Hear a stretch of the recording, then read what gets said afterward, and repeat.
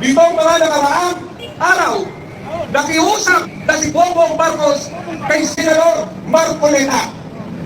Sinabi niya, Senador, naniniwala ako sa integridad mo, sa paninindigan mo.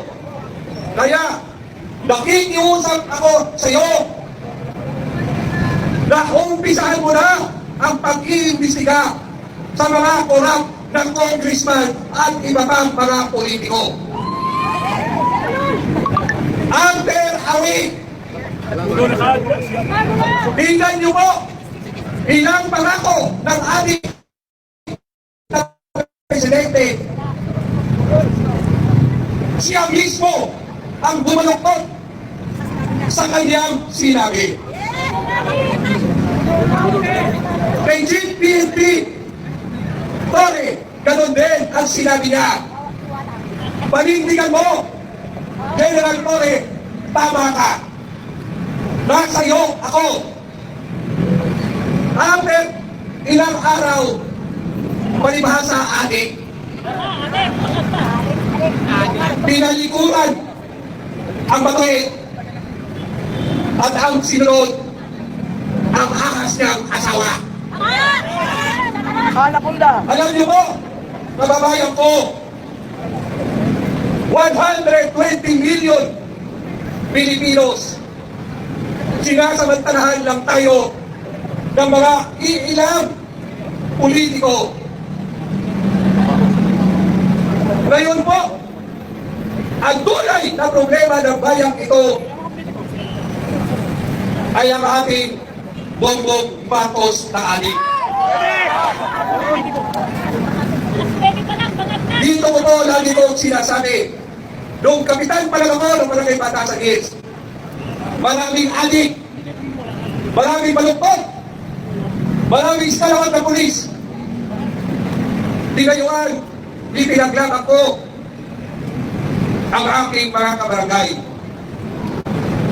At ulit-ulit ko sinasabi, ang mga adik dapat din namang tulungan. Sa Quezon City nga, ang biktima ng droga, ang tawag kami dyan, health problem na.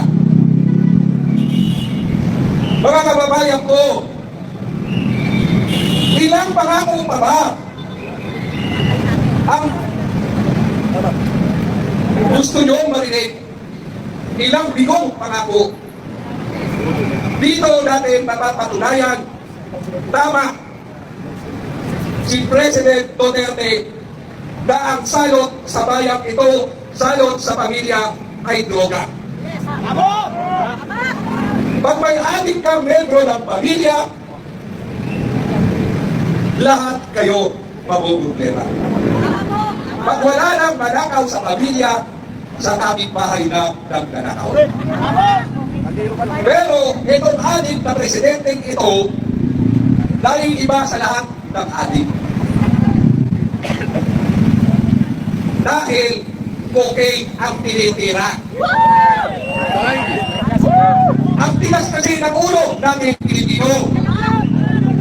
Sinabihan na tayo na may problema ang Bongbong Marcos na ito. At yung problema na sinasabi sa kanya adik siya, hindi lang naman ngayon yan. Kahit noong teenager pa yan, issue na sa kanya yan. Kaya lang tayo mga Pilipino, maawain tayo. Mahilig tayo magbigay ng second chance. Dahil naniniwala ang Pilipino na lahat ay may pagbabago.